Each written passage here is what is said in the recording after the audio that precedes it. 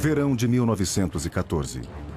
A Europa é um barril de pólvora e irrompe em guerra com o assassinato de Franz Ferdinand, arquiduque austro-húngaro. Um conflito local logo torna-se virulento. Antigas alianças arrastam todas as grandes potências europeias para a luta. A Alemanha alia-se ao Império Austro-Húngaro para lutar contra os aliados, Rússia, França e Grã-Bretanha. Do outro lado do Atlântico, o presidente dos Estados Unidos está determinado a manter a paz e a neutralidade e manter a América fora da guerra na Europa. O poderoso exército alemão avança em direção a Paris, aguardando uma rápida vitória. Mas as forças aliadas detêm seu avanço em Marne, a pouco mais de 60 quilômetros da capital francesa.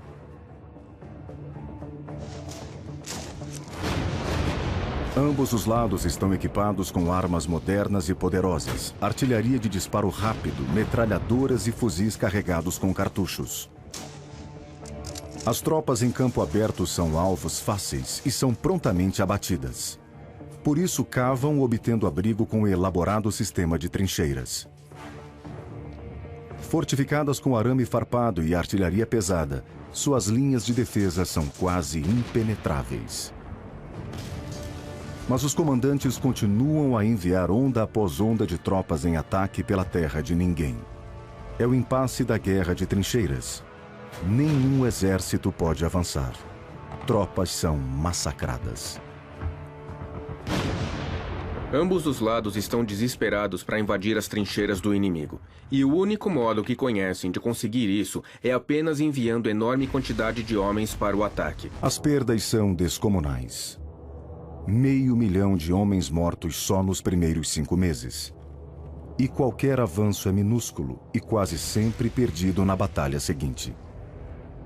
Ambos os lados acreditavam que a guerra terminaria por volta do Natal. Mas o que de fato aconteceu foi que logo se tornou um atoleiro ao norte da França, em que os dois lados confrontavam um ao outro por cerca de 560 quilômetros de sistemas de trincheiras. As condições das tropas eram miseráveis. Se tivessem sorte, bunkers temporários ofereciam pouco abrigo, mas a maioria ficava completamente desprotegida, molhados, congelados, imundos e expostos a constante fogo de artilharia. Viver nas trincheiras para os soldados era uma experiência horrível. O fronte ocidental é conhecido pelo seu clima frio e úmido, muita chuva, muita lama. Era difícil de obter comida quente, era difícil de se lavar. Havia vermes, havia ratos. Se não fosse o assassinato do grão-duque Franz Ferdinand, herdeiro do Império Austro-Húngaro, e da sua mulher Sofia, em Sarajevo, apareceria outro pretexto. O mundo ferve. Europa excitada. Nos Balcãs corre sangue há mais de uma década. Os impérios sentem-se fortes, precisam de escala, expandir-se, crescer, mesmo que à custa dos vizinhos. O sistema de alianças era um sistema bastante perigoso, porque uma crise entre dois países que faziam parte de duas alianças separadas, de repente levavam vários países a se comprometer a proteger ou a defender o país que pudesse ser agredido. Então, era um barril de pólvora, na verdade. Cenário armado desde 1882, quando os impérios alemão, austro-húngaro e o Reino da Itália pactuam a coligação denominada Tríplice Aliança. Em represália, o Reino Unido, França e Império Russo consolidam em 1907 os acertos bilaterais anteriores. Está criada a Tríplice Entente.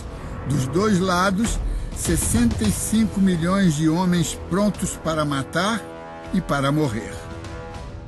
Apesar de toda essa tensão na Europa, veja bem, também se pode dizer que era uma época de grande progresso, de crença contínua, positiva, como se dizia nas contribuições da ciência. Era uma época também de relativo bem-estar, de trocas comerciais que tinham promovido, vamos dizer, uma riqueza nos principais centros da humanidade. A Europa ainda não tinha deixado a sua época de ouro, vamos dizer assim, aquilo que se chamava de Belle Époque.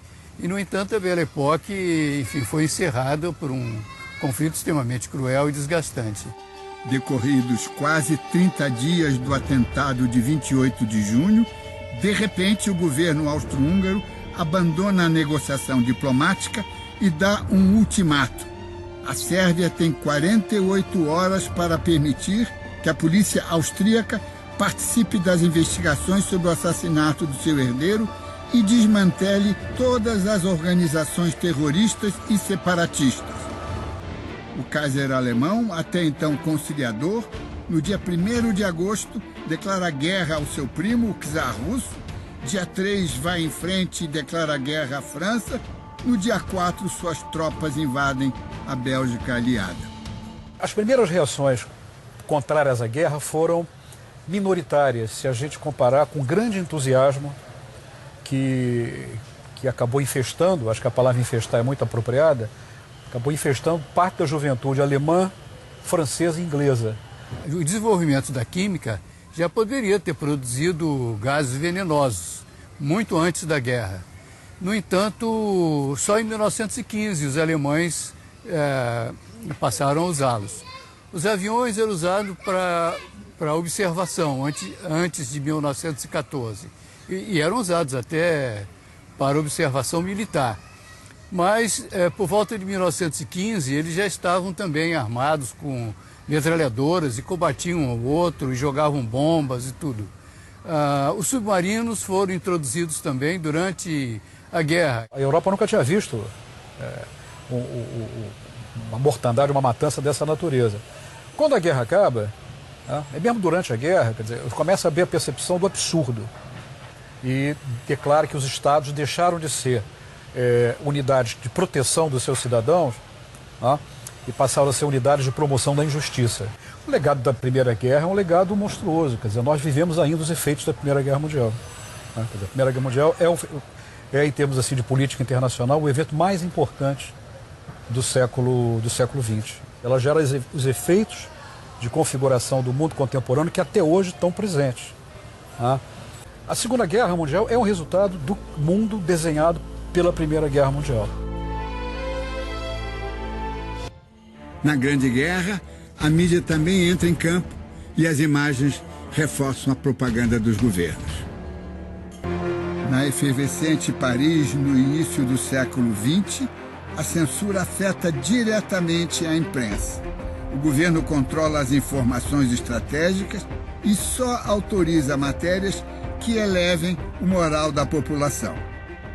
Em 1917, navios brasileiros são afundados por submarinos alemães.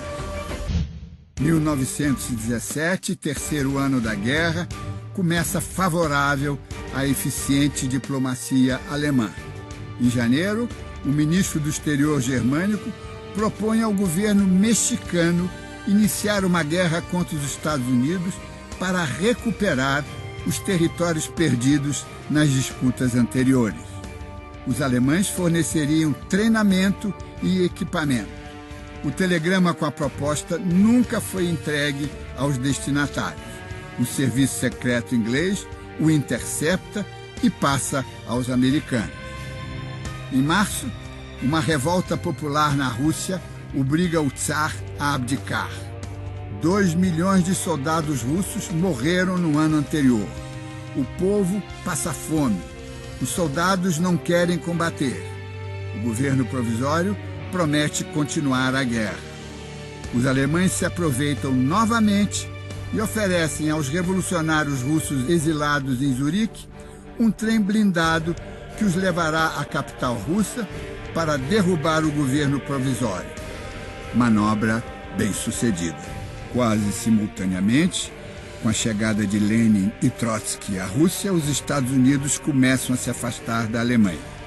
Indignado com os sucessivos afundamentos de navios de passageiros por submarinos alemães, o democrata Wilson declara guerra à Tríplice Aliança e, em seguida, apresenta seu plano de 14 pontos para ganhar a guerra e garantir a paz.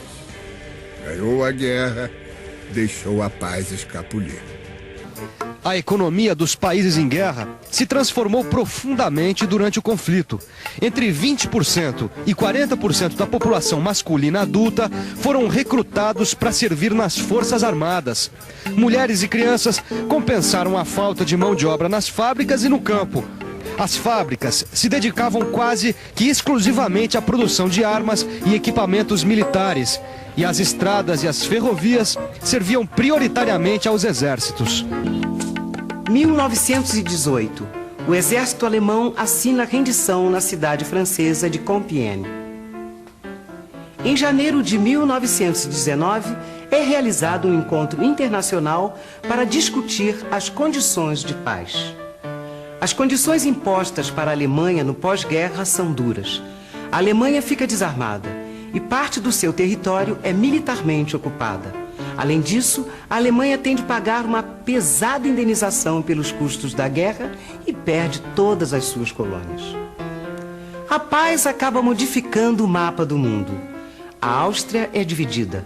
A Hungria se torna um país independente. A Polônia volta a ser independente. A Turquia perde parte do seu território para a França e a Inglaterra. E a Rússia também perde o seu domínio sobre vários países. Em 1919, é criada a Sociedade das Nações, um organismo encarregado de resolver as disputas internacionais e manter a paz mundial. O armistício não trouxe a paz. Os pesados castigos impostos aos vencidos, mesmo que culpados, produziriam fatalmente outra convulsão. Não basta redesenhar os mapas, é preciso criar os instrumentos para torná-los definitivos.